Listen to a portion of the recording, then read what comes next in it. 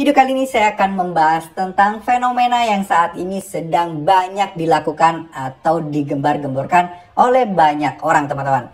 Yaitu gerakan galbay pinjol atau mungkin gerakan gagal bayar pinjaman online. Nah, kenapa hal ini muncul dan hal ini banyak diperbincangkan? Karena banyak banget korban-korban pinjaman online yang sudah capek dan sudah males diteror dan sudah tidak mau lagi membayar pinjaman online dengan tagihan atau denda-denda sebesar itu. Dari sinilah banyak sekali oknum-oknum yang ingin memajukan gerakan gagal bayar atau penghapusan aplikasi pinjaman online agar aplikasi pinjaman online ini ditutup teman-teman. Nah, kenapa kok ada kegiatan seperti ini dan kenapa kok orang-orang yang menyerukan gagal bayar dan orang-orang yang menginstruksikan dan mengajak gagal bayar itu tetap aman di mata hukum? Karena sudah jelas ya, aturan di OJK ya, di Otoritas Jasa Keuangan tentang masalah 90 hari kalau sudah telat bayar tidak boleh ditagih lagi. Tapi pada kenyataannya oknum-oknum pinjaman online atau paylater ini selalu masih terus-menerus menagih meskipun sudah lewat dari 90 hari telat bayar di jatuh temponya. Hal ini sudah menyalahi aturan dari OJK dan tentunya aturan OJK yang pernah saya bahas ini yaitu 90 hari tidak boleh menagih lagi.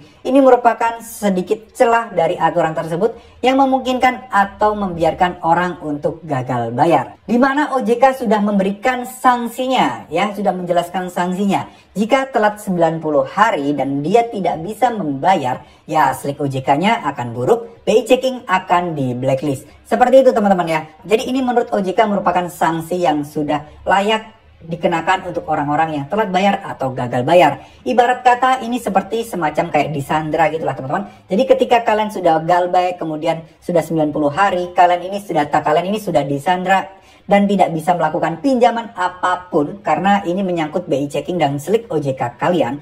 Namun kalau kalian masih ditagih, nah ini menurut OJK adalah suatu kesalahan yang besar. Jadi kalau kalian sudah 90 hari telat, kalian ini hukumannya udah ganti nih, bukan udah teror-teror, menagih dan lain sebagainya, udah enggak. Jadi memang sudah dianggap impas ya, apa yang kalian pinjam dan kalian tidak bisa bayar itu, hukuman kalian adalah di slik OJK dan BI checking tersebut. Jadi kalian sudah tidak ada urusan lagi sebenarnya dengan masalah galbay-galbay atau pinjaman online kalian tersebut.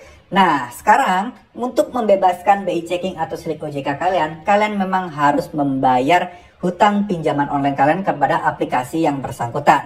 Sehingga kalau kalian sudah dinyatakan lunas, maka slik OJK kalian atau BI checking kalian ini akan bersih dengan sendirinya nantinya teman-teman. Oke, jadi semoga dari sini kalian paham ya, bahwa memang kenapa kok OJK kok terkesan mendukung gerakan galbay dengan aturan 90 hari tidak boleh ditagih lagi. Ini berarti kan seakan-akan memberitahu kepada masyarakat bahwa loh, kalau sudah 90 hari, maka hutang mereka dan urusan mereka di aplikasi pinjaman online tersebut seakan-akan hilang atau hangus ya. Padahal enggak, tapi hukumannya dialihkan. Dari yang kalian diteror ditagih-tagih, dialihkan menjadi kalian yang tidak bisa pinjam seumur hidup kalian. Seperti itu ya teman-teman. Tapi ketika kalian sudah menyelesaikan masalah kalian, maka slik OJK dan BI checking kalian ini akan normal kembali. Jadi semoga dari sini kita bisa memaklumi ya tentang masalah gagal bayar atau telat bayar ini. Dan mungkin buat kalian yang merasa aneh, ya salah sendiri mereka berhutang dan salah sendiri mereka gagal bayar. Nggak gitu ya teman-teman. Kenapa? Karena di luar sana sejak era pandemi kemarin